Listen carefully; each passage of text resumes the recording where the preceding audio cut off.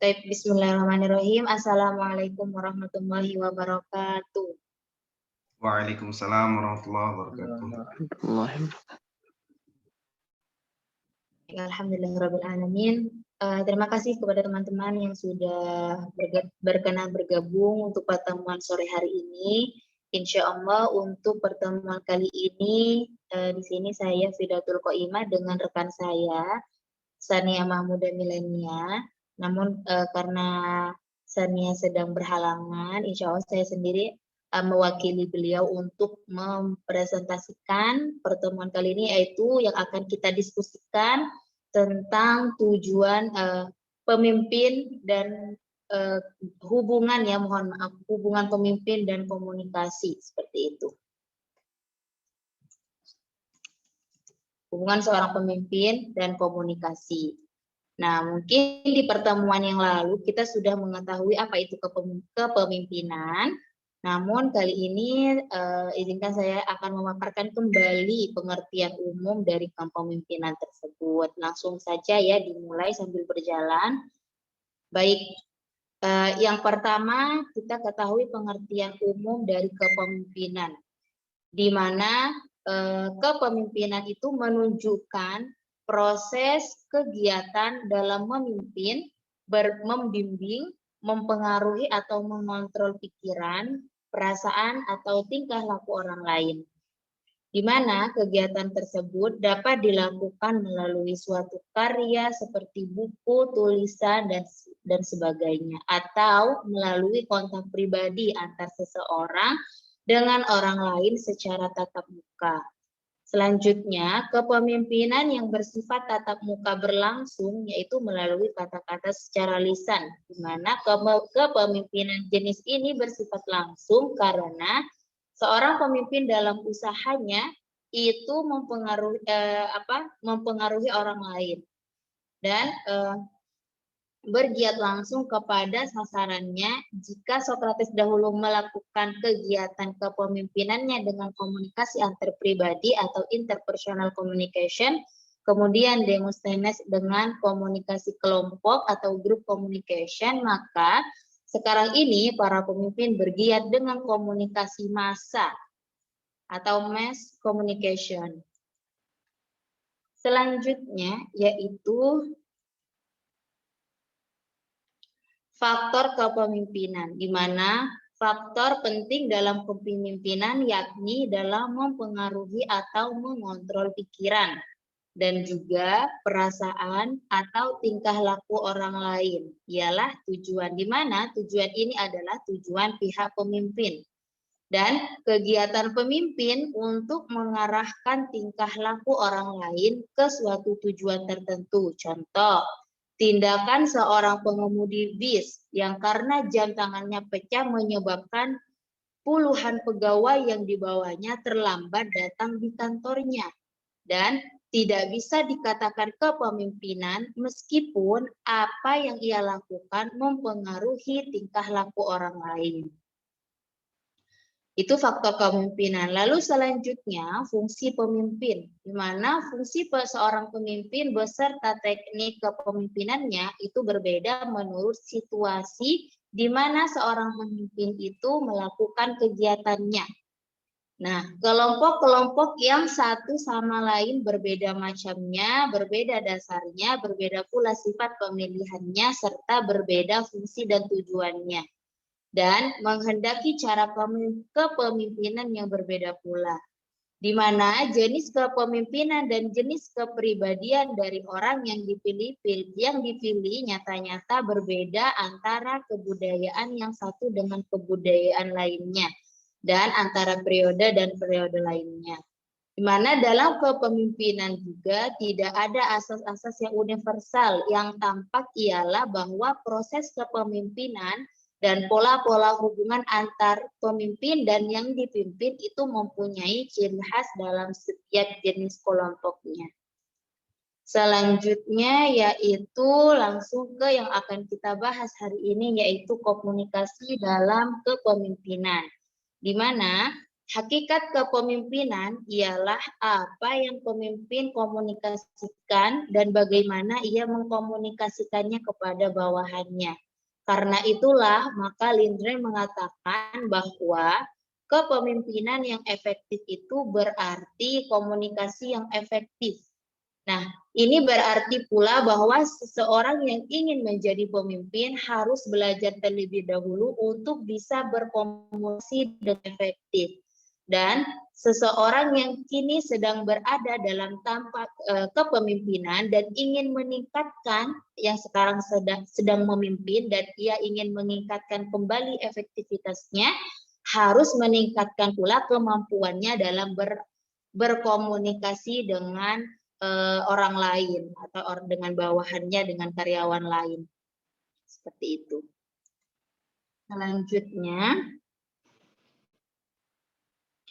Selanjutnya, komunikasi ini membawa hubungan manusia dari hakikat ke eksistensi, dari non-temporal ke sejarah. Tanpa komunikasi, di mana hubungan manusia itu bagaikan image yang mencari bentuk. Jadi komunikasi dan hubungan manusia itu tidak bisa dipisahkan, karena setiap hari kita berkomunikasi dengan orang lain ya. Sama dengan dengan demikian, karena kepemimpinan adalah hubungan manusia, maka komunikasi dan kepemimpinan ini tidak bisa dipisahkan. Komunikasi dan kepemimpinan pun itu juga merupakan suatu kesatuan. Nah, jenis-jenis informasi atau komunikasi itu ada dua. Yang pertama itu ada komunikasi verbal dengan kata-kata. Yang kedua, yang kedua komunikasi nonverbal. Komunikasi verbal dengan kata-kata itu terdiri dari vocabulary, di mana komunikasi tidak akan efektif bila pesan disampaikan dengan kata-kata yang tidak dimengerti. Karena itulah kosakata menjadi penting dalam berkomunikasi. Selanjutnya di komunikasi verbal itu ada kecepatan, di mana komunikasi juga akan lebih efektif dan sukses bila kecepatan bicara dapat diatur dengan baik, dapat dikontrol. Yang ketiga ada humor, ada intonasi terlebih dahulu ya, intonasi suara, di mana intonasi ini akan mempengaruhi arti pesan secara dramatik sehingga pesan akan menjadi lain artinya bila diucapkan dengan intonasi suara yang berbeda, intonasi suara yang tidak proporsional, itu merupakan hambatan dalam berkomunikasi. Selanjutnya ada komunikasi herbal, di sini ada humor. Di mana humor ini dapat meningkatkan kehidupan seseorang lebih bahagia. Dugan menyebutkan pada tahun 1989 itu memberikan catatan bahwa dengan tertawa itu juga dapat membantu menghilangkan stres dan nyeri. Jadi yang menerima informasi, baik informasi itu negatif, apalagi ia merasa tidak tersinggung. Jadi dia dapat lebih menerima kalau komunikasi verbal secara humor seperti itu. Dapat menerima apa yang diinformasikan oleh seorang pemimpin tersebut. Selanjutnya singkat dan jelas, di mana komunikasi akan efektif bila disampaikan secara singkat dan jelas, dan juga langsung kepada pokok apa yang ingin disampaikan seorang pemimpin kepada orang lain, kepada bawahannya, kepada karyawannya, dan yang lain, orang lain. Selanjutnya juga ada timing, di mana waktu yang tepat, di mana jika seorang pemimpin mau berbicara dengan orang lain atau apalagi dengan bawahannya, baik itu mau berkomunikasi tentang hal negatif, tentang hal serius, jadi carilah waktu yang tepat agar kesannya juga dapat jadi di waktu yang mungkin kita lihat pemimpin itu dapat melihat karyawan itu sedang segang, sedang tenang, pikirannya sedang moodnya sedang baik. Jadi mungkin kita dapat mencari waktu, pemimpin itu dapat mencari waktu yang tepat untuk berbicara, untuk berkomunikasi dengan orang tersebut. Yang kedua itu tadi ada komunikasi nonverbal, di mana terdiri dari ekspresi wajah, di mana ekspresi wajah ini juga sumber yang kaya dengan komunikasi. Karena dengan ekspresi wajah itu cerminan suasana apakah seseorang itu emosi atau sedang sedang tenang dan ekspresi wajah lainnya seperti itu. Selanjutnya ada kontak mata, di mana kontak mata ini juga sinyal alamiah untuk berkomunikasi. Dengan mengadakan kontak mata ini selama berinteraksi atau berkomunikasi atau tanya jawab pada seseorang, itu lebih menghargai lawan bicaranya dengan kemauan untuk memperhatikan bukan sekedar mendengarkan seperti itu. Ini juga berlaku komunikasi, bukan hanya berlaku kepada seorang pemimpin ya, kepada setiap orang yang diajak berkomunikasi dengan orang lain seperti itu. Mungkin ada juga ya, ada orang yang berkomunikasi, ada orang yang saat berbicara, ada yang mungkin tidak melihat mata, tidak berkontak mata langsung, ada yang nunduk, kan tapi berbeda ya, orang yang nunduk sopan saat ia mendengarkan atau ia menoleh kemana ke sana ke sini, jadi terlihat apakah ia mendengarkan atau tidak meskipun dia tidak kontak mata ya, seperti itu. Selanjutnya ada sentuhan. Nah, di mana bentuk komunikasi personal itu mengingat sentuhan lebih bersifat spontan daripada berkomunikasi verbal tadi. Nah, beberapa pesan seperti perhatian yang sungguh-sungguh, dukungan emosional, kasih sayang atau simpati dapat dilakukan melalui sentuhan kepada orang tersebut. Yang selanjutnya ada gaya berjalan, mana cara seseorang berjalan, duduk, berdiri dan bergerak itu memperlihatkan ekspresi dirinya. Selanjutnya ada suara, ada gerak isyarat juga. Tadi suara hampir sama dengan intonasi ya, jadi pastikan dapat mengkontrol suara, tinggi rendahnya suara dapat dikontrol saat berkomunikasi, dan gerak isyarat juga.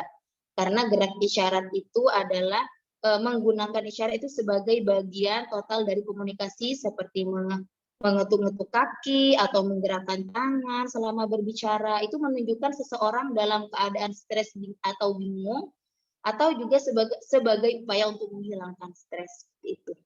Selanjutnya, peran seorang pemimpin dalam berkomunikasi. Kalau tadi jenis-jenis informasi ini berlaku untuk semua orang ya, semua orang dapat melakukan hal tersebut, baik dari tadi vocabulary sampai gerak isyarat. Selanjutnya, fokus ke peran seorang pemimpin dalam berkomunikasi, di mana keberhasilan seorang pemimpin itu banyak tergantung dari keberhasilannya dalam kegiatan komunikasi.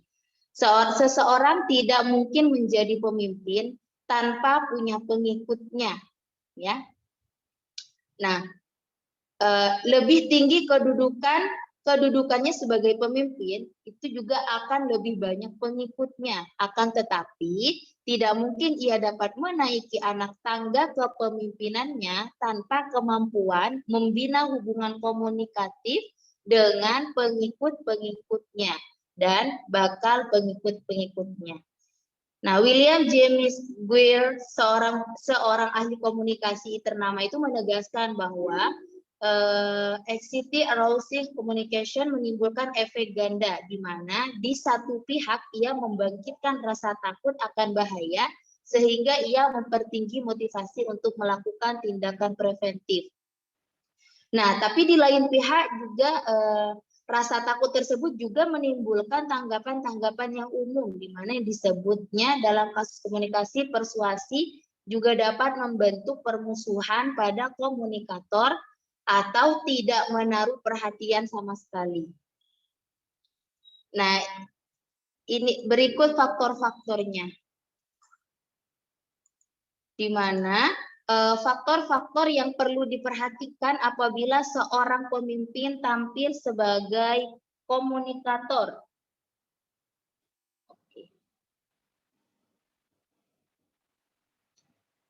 Yang pertama itu ada kerangka referensi, di mana kerangka referensi ini yaitu seorang pemimpin akan berhasil dalam komunikasinya apabila pesan yang ia sampaikan cocok dengan kerangka referensi. Kerangka referensi seseorang itu dibentuk sebagai hasil dari pengalaman atau pendidikan dan pengertian-pengertian yang diperoleh dari kelompok atau orang lain. Yang kedua itu situasi dan kondisi. mana situasi dan kondisi ini sangat berpengaruh pada berhasilnya kelangsungan komunikasi. Lalu yang ketiga ada konotasi. Apa itu konotasi? Konotasi itu menyangkut kata-kata sebagai alat untuk mengekspresikan atau isi kesadaran, seperti itu. Nah, di tema yang saya pilih itu hubungan pemimpin dengan komunikasi. Namun di sini juga saya mencantumkan, memaparkan bahwa pemimpin bukan hanya sebagai komunikasi. Pemimpin bukan maaf sebentar. Pemimpin bukan hanya sebagai komunikator, tapi juga pemimpin sebagai negosiator. Apa itu? Sebagai negosiator, seorang pemimpin itu dalam situasi perundingan, seseorang pemimpin itu harus bertindak bukan saja sebagai komunikator tadi, bisa juga sekaligus sebagai komunikan. Sebentar. Perbedaannya tadi apa komunikator sama komunikan? Kalau komunikator itu orang yang menyampaikan atau mengatakan atau menyiarkan pesan. Kalau komunikan itu orang yang menerima pesan. Jadi dalam situasi itu ia menyampaikan pesan kepada persuasinya, tetapi pada saat itu pula ia pada gilirannya menerima pesan atau negosiator dari lawannya. Apakah lawannya itu sendirian ataupun lebih dari satu orang. Ada juga faktornya dari pemimpin itu sebagai negosiator. Faktornya apa saja? Yang pertama itu ada etos, di mana seorang pemimpin akan sukses apabila ia berhasil menunjukkan source credibility, yang mana artinya ia mendapat kepercayaan dari lawannya.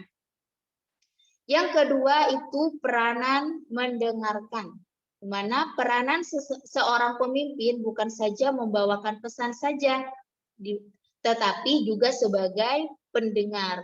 Mungkin misinya gagal disebabkan dia tidak memperhatikan peranannya sebagai pendengar, sehingga bukannya ia mampu mempersuasikan pesannya, melainkan ia sendiri menjadi sasaran persuasi lawannya.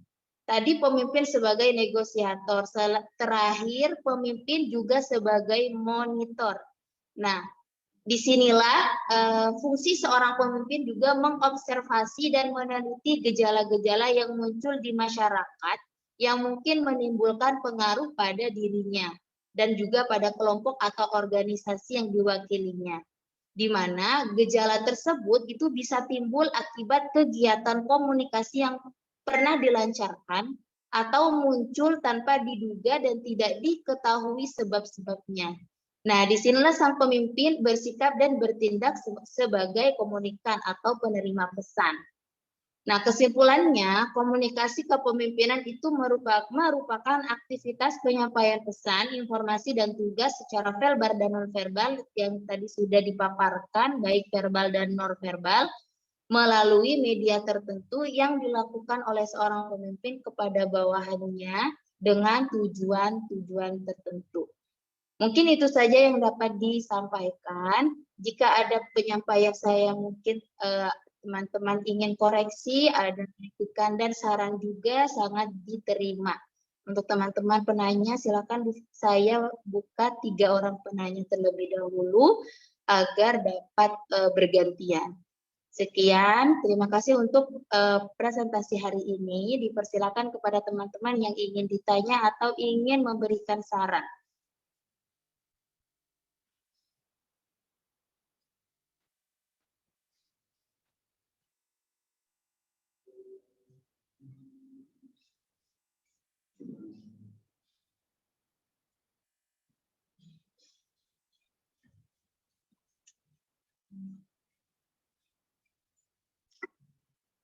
Izin bertanya, Teh Fida.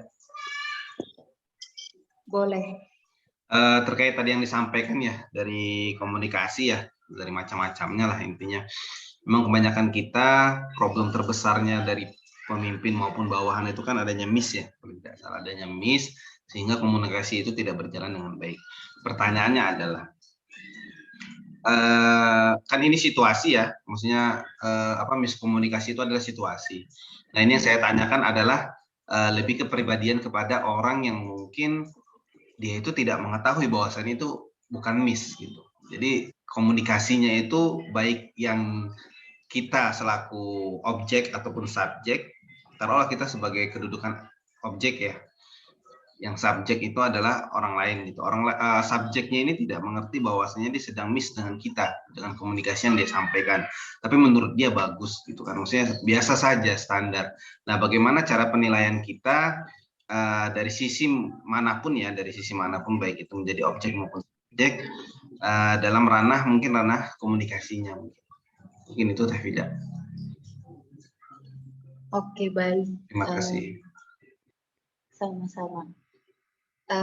Tadi pertanyaannya mungkin baik subjek ataupun objek tersebut keduanya sama-sama tidak mengetahui bahwa komunikasi tersebut miss ya, Suwardi. Benar, tidak. Oke, kalau dari sudut dari objektifnya, keduanya lah ya, keduanya.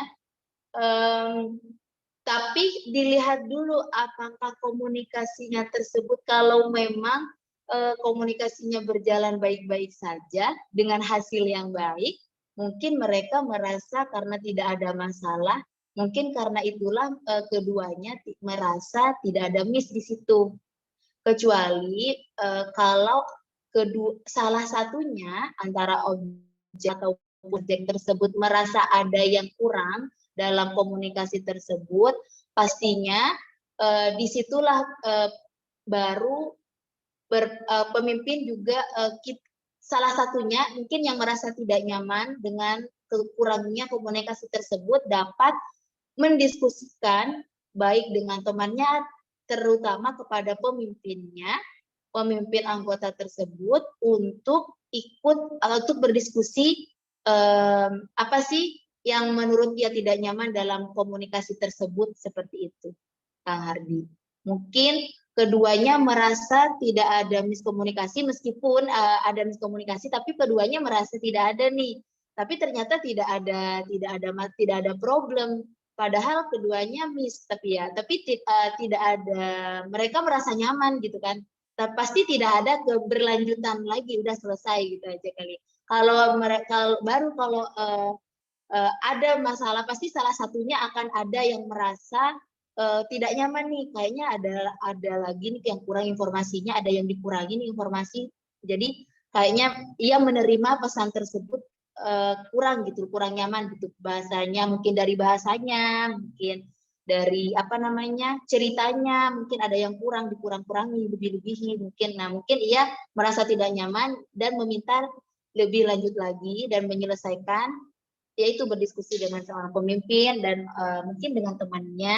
Dan juga mungkin keduanya dapat, contoh saya dengan Kang Hardi nih ya, saya yang merasa tidak nyaman nih, sebelum ke pemimpinnya, sebelum ke atasan, kita dapat menyelesaikan masalah dengan baik, komunikasi ini dengan baik dulu sebelum ke atasan kan. Kang Hardi kayaknya ada yang kurang deh, saya tidak nyaman tadi bahasa yang ini, mungkin seperti itu sebelum ke atasan. Tidak, tapi gini Teh Vida ya, kadang kan kita ada kepribadian orang yang mungkin dia paham ya, paham kondisi gitu, atau paham keadaan lah, bahwasanya dia mungkin di posisi yang mungkin ya harus seperti itu gitu. Tapi terkadang juga ada orang yang dalam beberapa kondisi dan situasi itu dia tidak paham sama sekali gitu. Peran dia mau ngapain, terus saya ini salah di mana, terus apa yang membuat saya di antara yang lain itu mungkin adanya komunikasi yang tidak tersampaikan. Terkadang kan ada kepribadian seperti itu kan ya. Saya rasa sendiri Teh Vida. Di saya ada, di Teh Vida ada, di teman-teman yang lain juga ada kayaknya orang yang mungkin dia cuek gitu kan. Mau diselesaikan nggak diselesaikan itu susah gitu kan. Ya, tapi nggak apa-apa Teh. Tadi pertanyaannya Masya Allah sudah mewakili sehingga tidak langsung melompat, terus juga sehingga peran pemimpin itu ya mengkat gitu, bahasanya kan mengkat ya, tanpa meminta klarifikasi. Kalau seandainya dua-duanya bertemu kan ada titik temu itu. Oke, nuhun Teh Vida. Iya benar sih, saya juga merasa seperti itu, ada rekan teman kerja juga seperti itu ya. Mungkin kalau seperti itu ada dari inisiatif dari teman sekitarnya yang memang kalau contoh nih saya melihat teman saya seperti itu, mungkin ada inisiatif dari saya untuk membantu dia dalam berkomunikasi seperti itu ya. Begitu. Ada lagi, terima kasih Kang Hardi atas ininya kesimpulan dan juga pemahamannya. Kami teh Oke, tidak. iya. Silakan teman-teman yang lain.